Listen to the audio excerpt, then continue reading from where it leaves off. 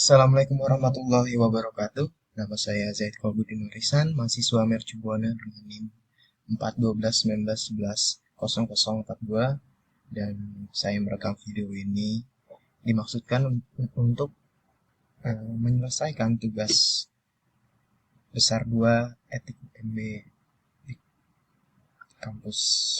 Oke, materi yang pertama dari presentasi ini adalah integritas dalam pencegahan korupsi.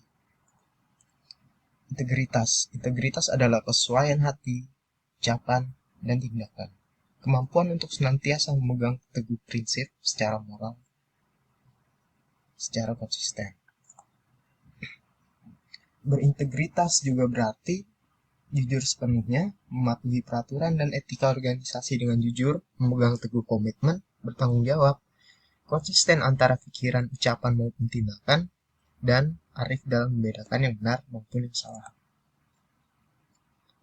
Dan ciri-ciri pejabat yang berintegritas itu antara lain adalah memiliki karakter atau akhlak yang baik, konsep, memiliki wawasan kebangsaan, kompetens, mampu untuk mengembangkan organisasinya di tempat di mana dia bekerja, lalu ada connection, yang artinya memiliki kemampuan dalam menciptakan jejaring pekerjaan, lalu komitmen yang terakhir, yang berarti memiliki kemampuan yang kuat dalam mengembangkan organisasi.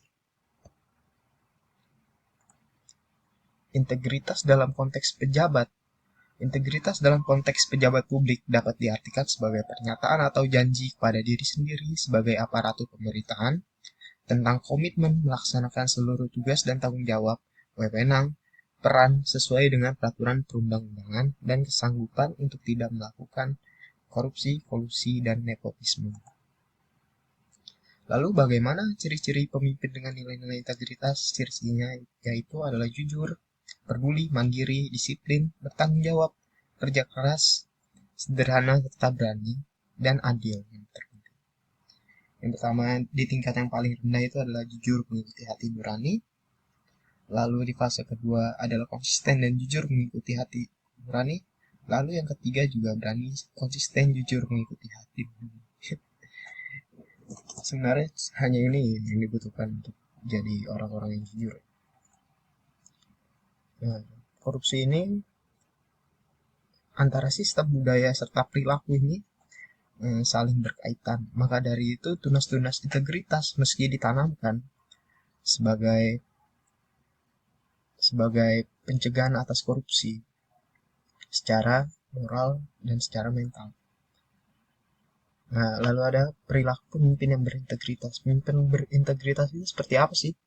Yang pertama itu adalah care, artinya commitment, attention, responsibility, and enthusiasm, yang mana artinya peduli terhadap situasi dan kondisi lingkungan organisasi yang terus berubah. Lalu yang kedua, korupsi dalam perspektif undang-undang. Dalam undang-undang kita, menurut Transparency International, korupsi adalah perilaku pejabat publik, politikus, atau pegawai negeri yang secara tidak wajar dan ilegal memperkaya diri atau memperkaya mereka yang dekat dengan kekuasaan dengan cara menggunakan kekuasaan publik yang dipercayakan kepada mereka. Lalu menurut hukum di Indonesia, sesuai dengan pasal 30 di dalam Undang-Undang Nomor 31 Tahun 1999, junto Undang-Undang Nomor 20 Tahun 2001, korupsi adalah perbuatan melawan hukum dengan maksud memperkaya diri sendiri maupun orang lain, baik perorangan, koperasi, yang dapat merugikan keuangan negara atau perekonomian negara. Abdullah mengelompokkan korupsi berdasarkan motivasi pelaku. Dan berdasarkan motivasi ini, korupsi bisa dibedakan menjadi 5, yaitu korupsi karena kebutuhan, karena peluang, karena ingin memperkaya diri sendiri, karena ingin menjatuhkan pemerintah, dan karena ingin menguasai suatu negara. Sedangkan Jack yang sering disebut sebagai GONE Theory, GONE artinya Greed, Opportunity, Need, and Expose, dikatakan bahwa faktor-faktor yang menyebabkan terjadinya korupsi adalah keserakahan, kesempatan, kebutuhan, dan pengungkapan.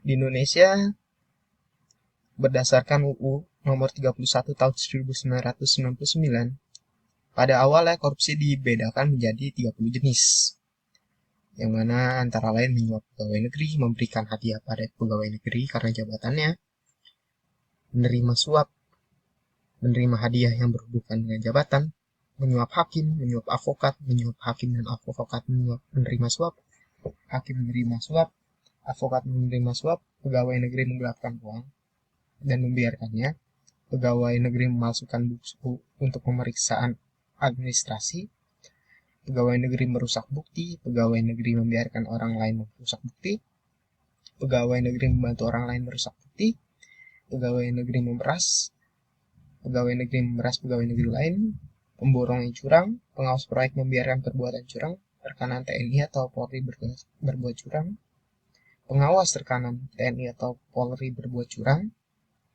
penerima barang TNI atau Polri berbuat curang, pegawai negeri menyerobot tanah negara sehingga merugikan orang lain, pegawai negeri turut serta dalam pengadaan yang diurusnya, pegawai negeri menerima gratifikasi dan tidak melaporkannya ke KPK, merintangi proses pemeriksaan perkara korupsi, tersangka tidak memberikan keterangan mengenai kekayaan, bank yang tidak memberikan keterangan rekening tersangka, saksi atau ahli yang tidak memberikan keterangan atau memberikan keterangan palsu, seorang yang memegang rahasia jabatan namun tidak memberikan keterangan dan memberikan keterangan palsu, dan yang terakhir saksi yang membuka identitas pelapor. Dari 30 jenis ini dipersingkat lagi menjadi 7 jenis, yaitu kerugian keuangan negara, penyuapan, pemerasan, penggelapan dalam jabatan, kecurangan, benturan antara pengadaan barang dan jasa, serta gratifikasi yang terakhir. Oke, yang ketiga adalah pencegahan korupsi pada sektor.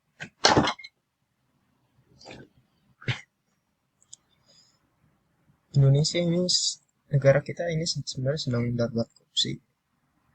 Skor indeks 2006 Indonesia adalah 2,4 di ASEAN. Hanya sedikit lebih baik dari Myanmar dan Kamboja. Persepsi korupsi menurut pebisnis gambaran pelayanan publik. Lalu barometer korupsi global. Dalam barometer korupsi global, korupsi sudah terjadi di semua sektor. Lalu Growth Competitive Index, Indonesia mempunyai ranking 50 dengan skor 4,26. Nah, dan ada The World Competitive Index 2006 itu malah Indonesia ranking 60, Malaysia ini ranking 23, Thailand 32, Filipina 43, Singapura ranking 3. Bisa dibayangkan berapa jauhnya kan. Lalu menurut indikator dari World Bank, indikator kemudahan melakukan bisnis ini di Indonesia butuh waktu menunggu persetujuan izin-izin yang relatif lebih lama dibandingkan negara Asia lain. Nah, ini bisa dilihat indeks persepsi korupsi mencerminkan persepsi masyarakat khususnya pebisnis tentang tingkat korupsi suatu negara. Diturunkan dari bagaimana layanan publik yang mereka rasakan. Nah, bisa dilihat ini indeks korupsi kita tahun 2006 2,4. Sedangkan negara yang terbaik itu Finland, yang mana skornya 9,6. Dan rekan-rekan kita negara ASEAN ini ada Singapura 9,4 lumayan, Malaysia 5, dan Thailand 3. Tindakan pencegahan pada sektor publik.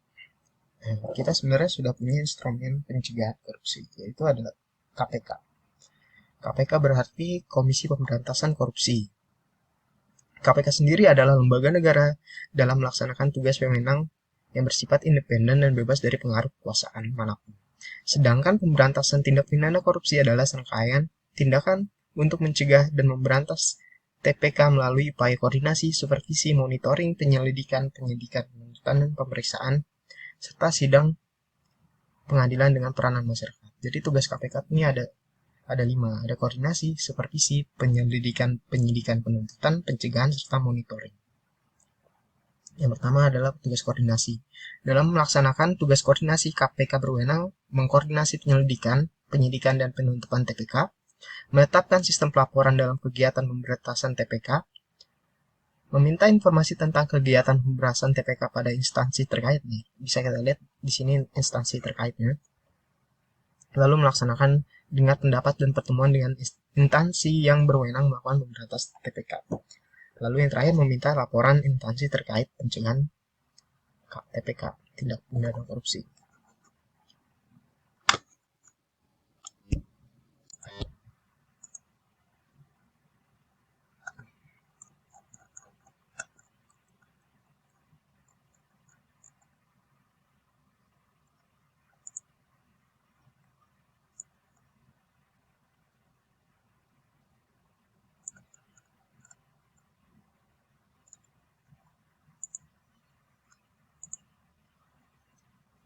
Oke, selanjutnya tugas supervisi dalam melakukan tugas supervisi KPK berwenang melakukan pengawasan, penelitian, atau penelaahan terhadap instansi yang menjalankan tugas dan wewenang berkaitan dengan pemberantasan TPK, serta juga berwenang mengambil alih penyidikan atau penuntutan terhadap pelaku TPK. Lalu adalah tugas penyidikan dan penuntutan. Dalam hal ini, KPK berwenang untuk melibatkan aparat penegakan hukum, penyelenggara negara, dan orang lain yang ada kaitannya dengan tindak pidana korupsi yang dilakukan oleh aparat negara, penegak hukum atau penyelenggara negara, mendapatkan perhatian yang meresahkan masyarakat atau menyangkut kerugian negara paling sedikit 1 miliar. Lalu ada tindak pencegahan.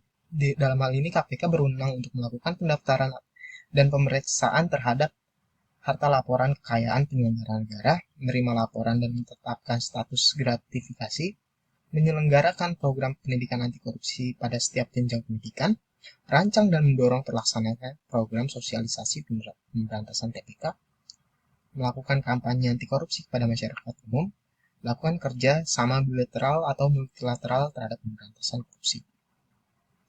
Lalu ada tugas monitoring. Pada intinya dalam tugas monitoring ini KPK berhak untuk mengawasi dan memberikan saran terhadap semua lembaga negara atau lembaga negara dan pemerintah. Dan jika saran mereka ditolak, mereka bisa mengadu pada Presiden, DPR, atau KPK. Nah, ini bisa dilihat nanti mungkin karena waktu kita terbatas ya. Yang terakhir, peran mahasiswa dalam pencegahan korupsi.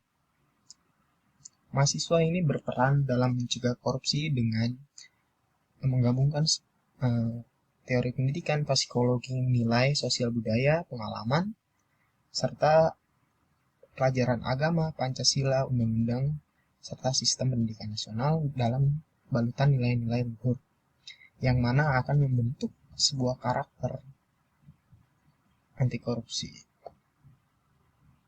Nah, mahasiswa ini sangat penting perannya dalam pemberantasan korupsi dan akan maksimal jika mahasiswa memahami pengetahuan tentang anti korupsi dan upaya pemberantasannya, menerapkan nilai-nilai anti korupsi terhadap dirinya sendiri. Dan ini semua dapat dicapai melalui pendidikan. Peran mahasiswa dalam pemberantasan korupsi terutama pencegahan perlu melibatkan peran serta masyarakat termasuk mahasiswa. Mahasiswa yang mempunyai potensi besar untuk menjadi agen perubahan serta motor penggerak gerakan anti korupsi. Nah, peran mahasiswa dalam pemberantasan anti korupsi yang pertama adalah menjaga diri dan komunitas mahasiswa bersih dari korupsi dan perilaku koruptif. Yang kedua adalah membangun dan memelihara gerakan anti korupsi. Mungkin nanti ini kita bisa telah bersama. Pendidikan anti korupsi mewajibkan pemimpin mahasiswa untuk mengikuti pendidikan anti korupsi, mendorong adanya pendidikan anti korupsi di kampus, mengadakan seminar anti korupsi, serta adanya kampanye ujian-ujian bersih seperti pembuatan media propaganda, media online, atau menjalankan nilai-nilai kejujuran. Nah, ini juga hal-hal seperti ini banyak di kampus kita ya. Nah, ini ada opini pribadi dari saya. Mungkin nanti bisa dibaca. Nah, waktu kita yang sudah terbatas ya. Maka dari itu, sekian dari saya. Nama saya Zaid Falgudin Nurisan. Terima kasih.